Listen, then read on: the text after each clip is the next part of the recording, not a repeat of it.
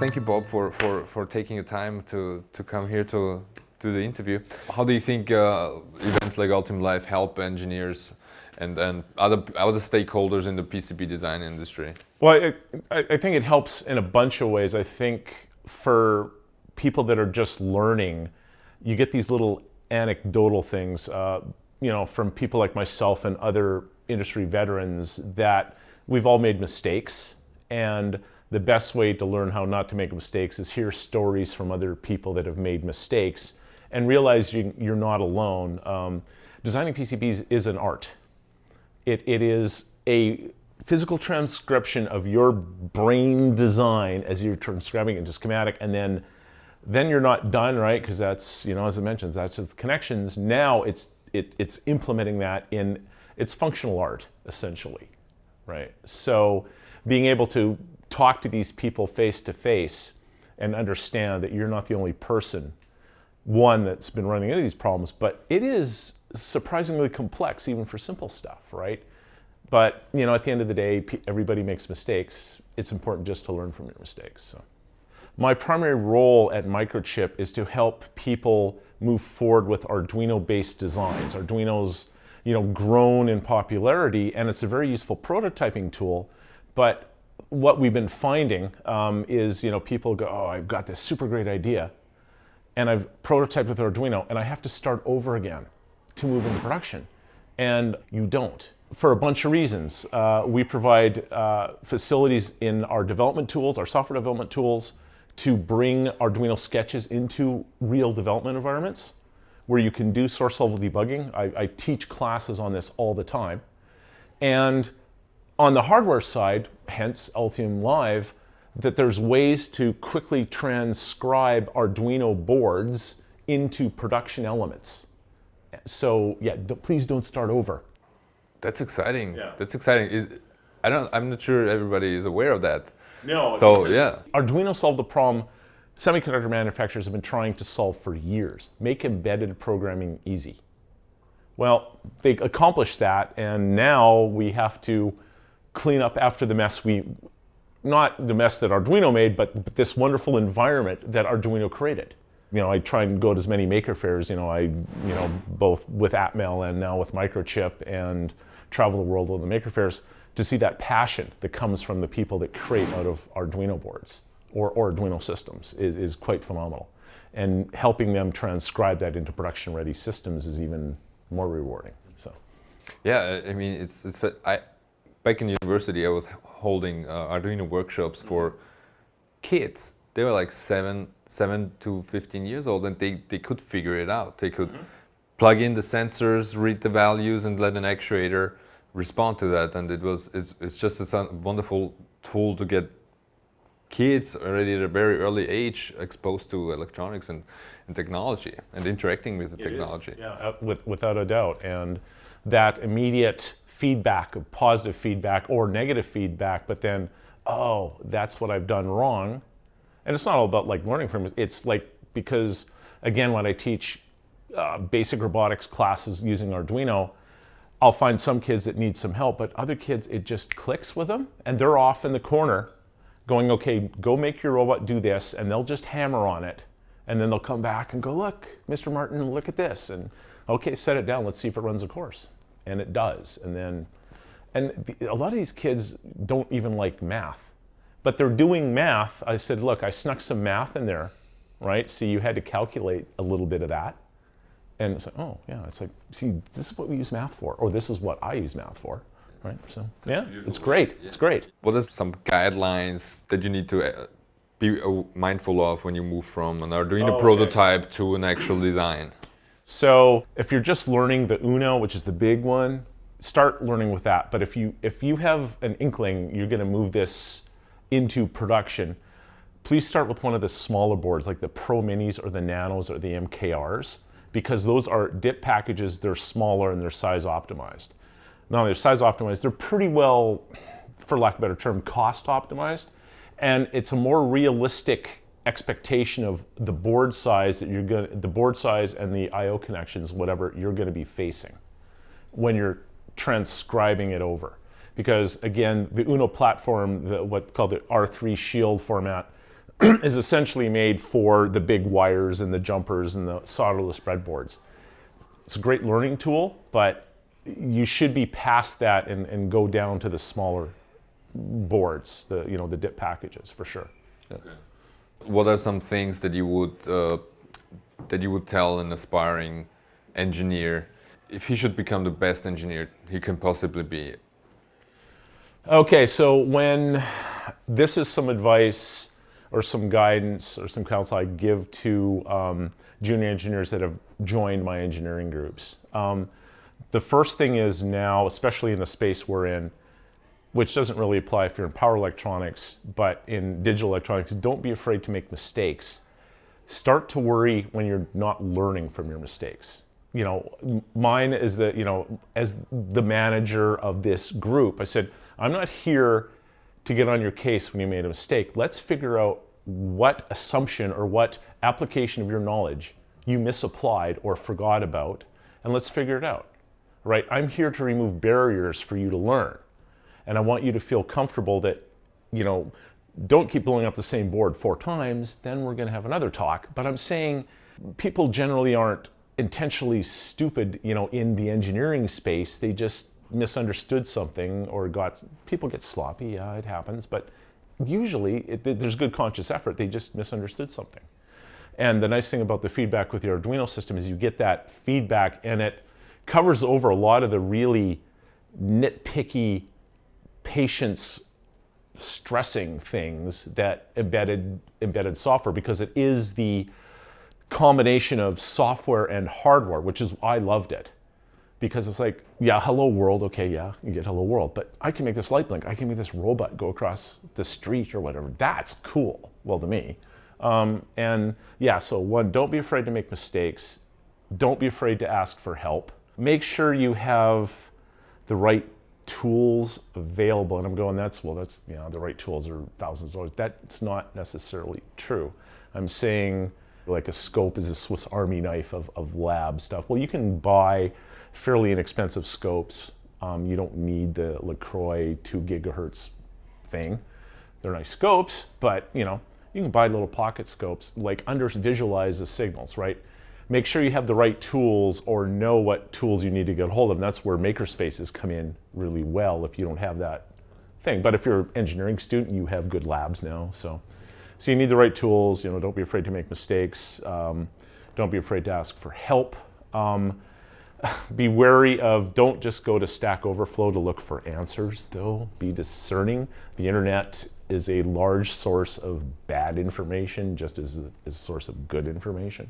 And be critical of that and network with people as much as you can.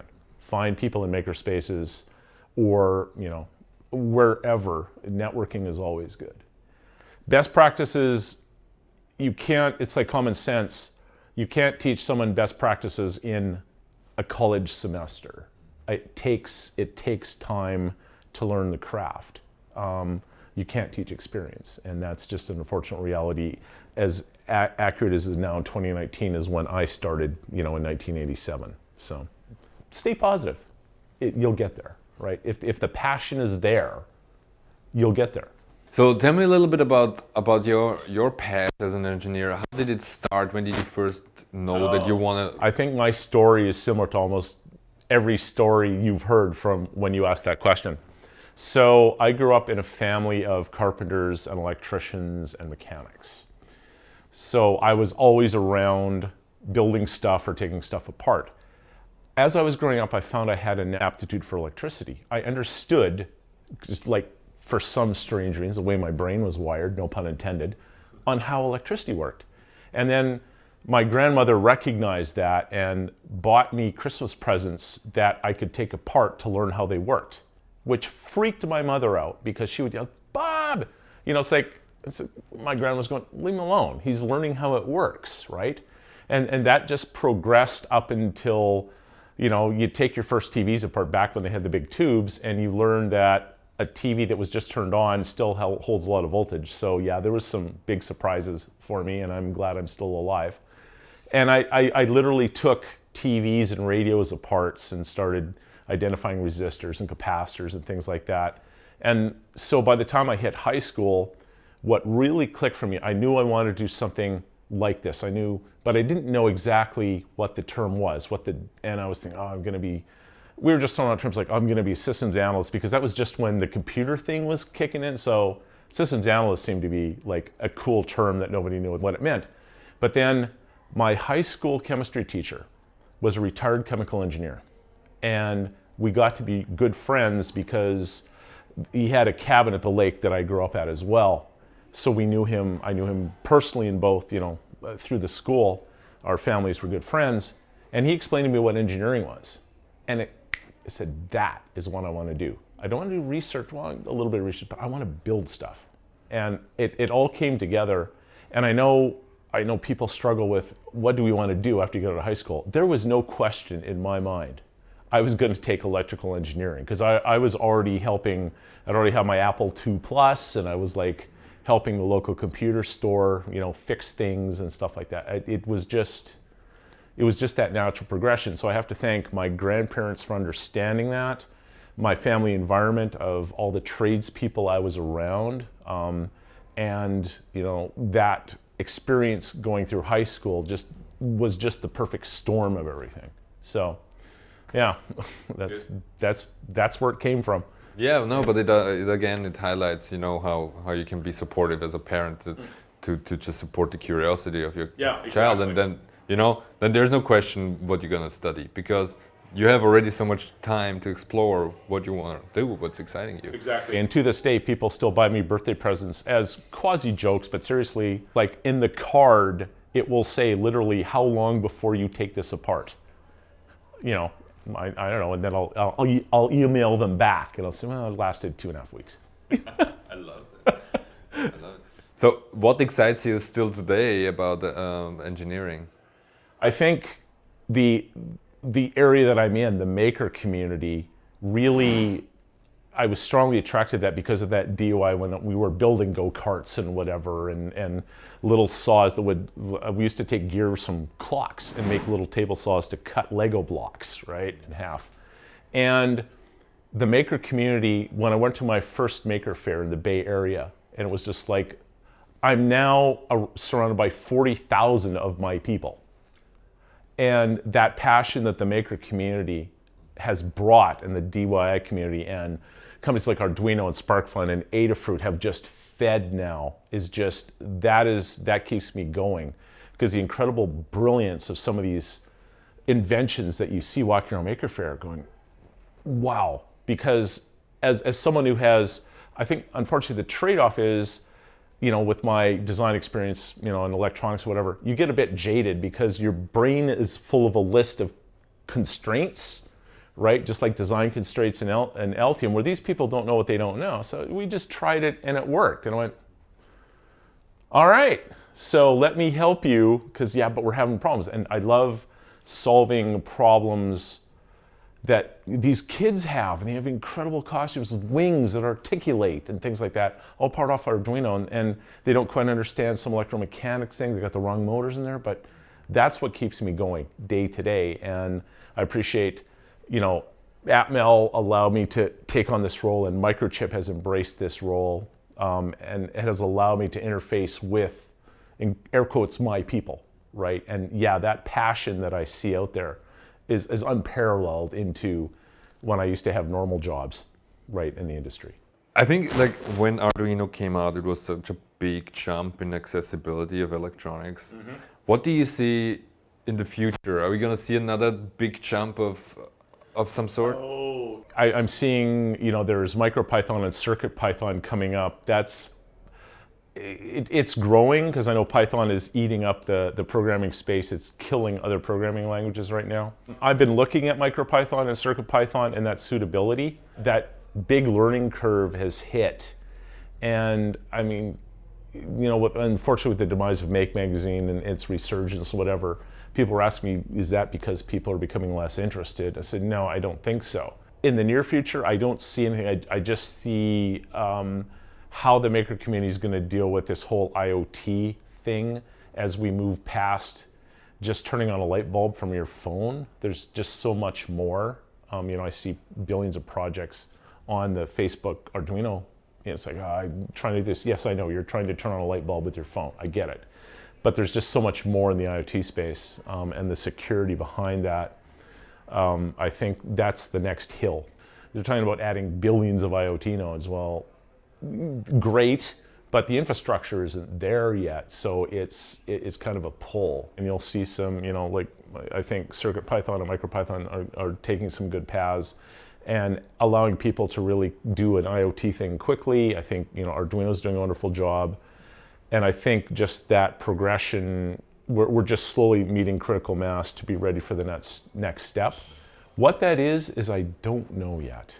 There's still a lot of work to do in that thing, but certainly I think one of the biggest hills has been climbed now.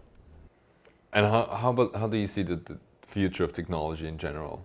The important part's about personal security, because given what's been happening in the internet space, Mark Zuckerberg looking like someone from another planet in front of the Senate and things like that.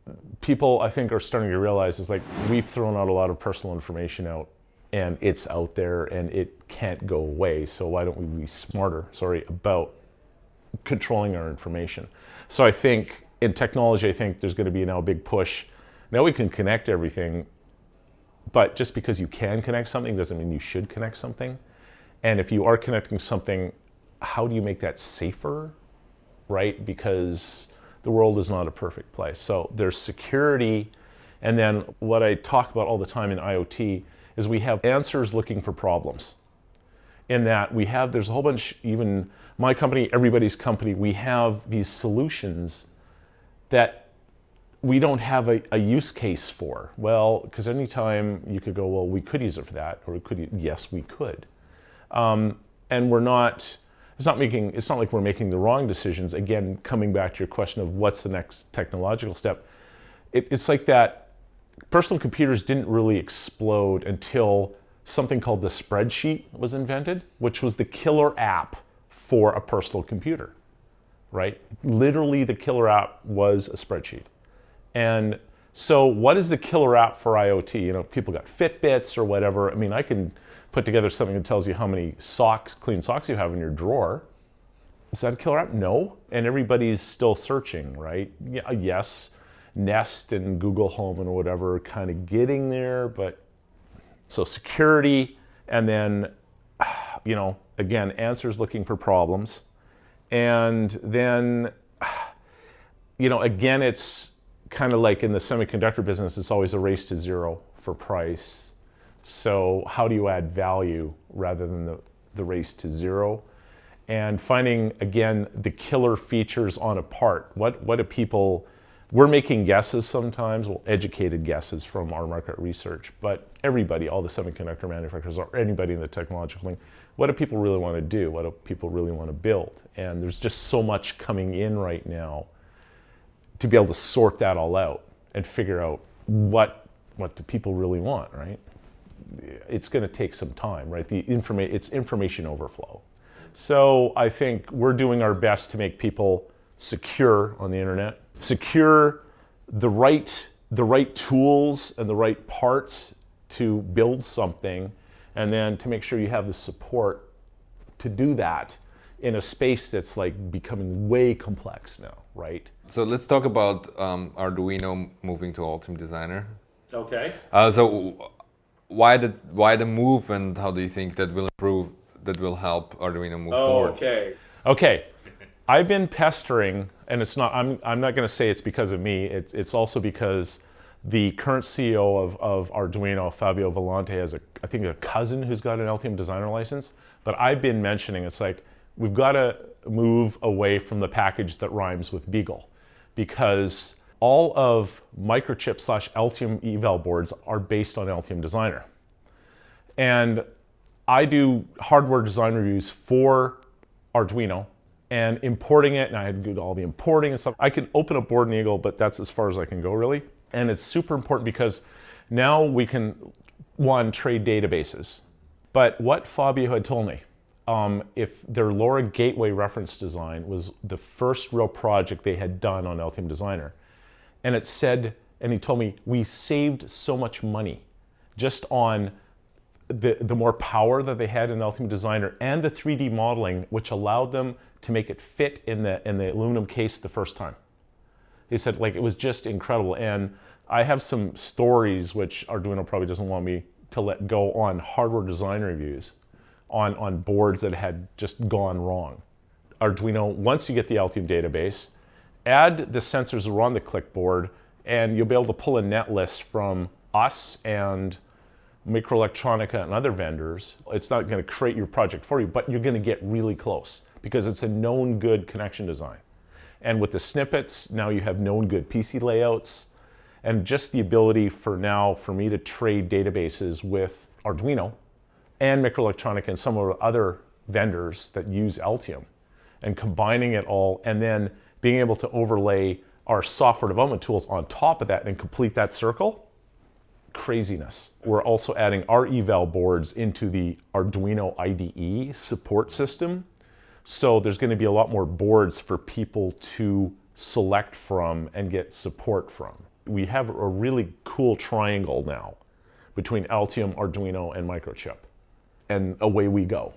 Was there anything that we missed, maybe something that you commonly come across that people ask you that I didn't think of? Step back sometimes and understand when you've designed a system and your PCB is blinking all the right LEDs at all the right times.